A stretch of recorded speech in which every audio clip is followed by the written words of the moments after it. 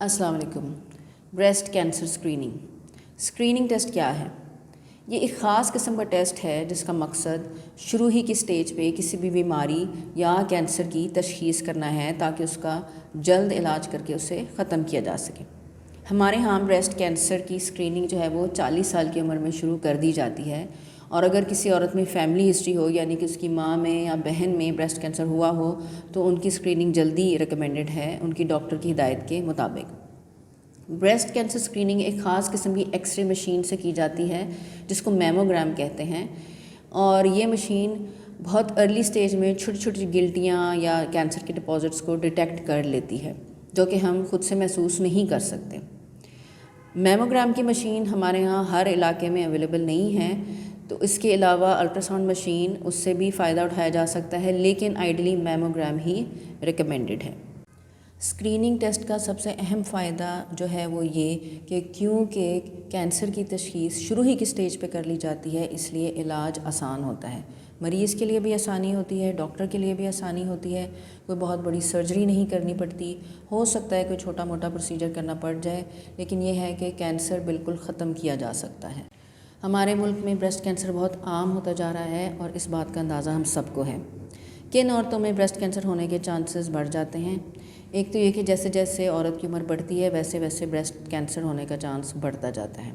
پھر یہ کہ جن عورتوں میں پہلے بریسٹ کینسر کبھی ہوا تو ان میں چانس زیادہ ہوتا ہے کہ انہیں دوسری چھاتی میں دوبارہ بریسٹ کینسر بن جائے۔ ایک اور وجہ بریسٹ کینسر ہونے کا چانس جو بڑھاتی ہے وہ یہ کہ اگر کسی کو 12 سال کی عمر سے پہلے ماہواری شروع ہوئی اور 50 سال کی عمر کے بعد وہ ختم ہوتی ہے، اس سچویشن میں بھی چانسز بڑھ جاتے ہیں۔ پھر یہ کہ کچھ خواتین جن کے بچے پیدا نہیں ہوتے، یا وہ جو شادی نہیں کرتی، یا اپنے بچوں کو ماں کا دودھ نہیں پلا پاتی، ان میں بھی بریسٹ کینسر ہونے کے چانس بڑھ جاتے ہیں۔ وزن کا زیادہ ہونا، فزیکل ایکٹیویٹی کا کم ہونا، چکنائی والی غذا کا زیادہ استعمال، یہ تمام چیزیں بھی بریسٹ کینسر ہونے کے چانس کو بڑھا دیتی ہیں۔ بریسٹ کینسر کی علامات کیا ہیں؟ 80% عورتوں کو گلٹی محسوس ہوتی ہے اور عموماً اس میں درد نہیں ہوتی۔ اس کے علاوہ چھاتی کی جو جلد ہے اس کی رنگت کا تبدیل ہو جانا، یا نپل کے ارد گرد ریش کا ظاہر ہونا یا رنگت کا تبدیل ہو جانا، نپل سے خون کا کالے یا گدلے رنگ کا مواد کا خارج ہونا۔ اس کے علاوہ آپ دیکھیں کہ چھاتی کی جو جلد ہے اس میں گھڑے کا پڑ جانا، یا اس جلد کا سکڑنا، یا اس میں خون کی نالیوں کا واضح ہو جانا جو کہ پہلے وہاں پہ نہیں تھیں۔ پھر آپ کو آپ کی جو بغل ہے اس میں گلٹیاں محسوس ہو سکتی ہیں، یا بازو کا جو اوپر والا حصہ ہے وہ بھی سوج سکتا ہے۔ اس کے علاوہ آپ دیکھیں کہ اگر آپ کی چھاتی کی بناوٹ یا شکل یا اس کے سائز میں تبدیلی پیدا ہو رہی ہے تو ان تمام صورتوں میں آپ اپنے ڈاکٹر کو لازمی دکھائیں گی تاکہ وہ یہ دیکھے کہ یہ کیا اندرونی کوئی سوزش کی وجہ سے ہو رہا ہے یا کوئی خطرے والی بات ہے۔ آپ کے ڈاکٹر آپ کا معائنہ کریں گے، آپ کو وہ بریسٹ الٹراساؤنڈ ایڈوائز کر سکتے ہیں، میموگرام ایڈوائز کر سکتے ہیں۔ اگر خطرے والی گلٹی ظاہر ہو رہی ہوئی تو اس کی بایوپسی کروائی جائے گی، یعنی کہ اس سے گلٹی سے چھوٹا سا ٹکڑا لیا جائے گا، اس کو چیک کیا جائے گا، کنفرم کیا جائے گا کہ یہ کیا واقعی کینسر ہے۔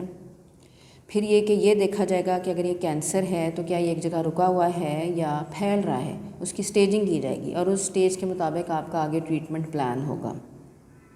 ہو سکتا ہے چھاتی کا کچھ حصہ نکالا جائے، اس کو لمپیکٹمی کہتے ہیں۔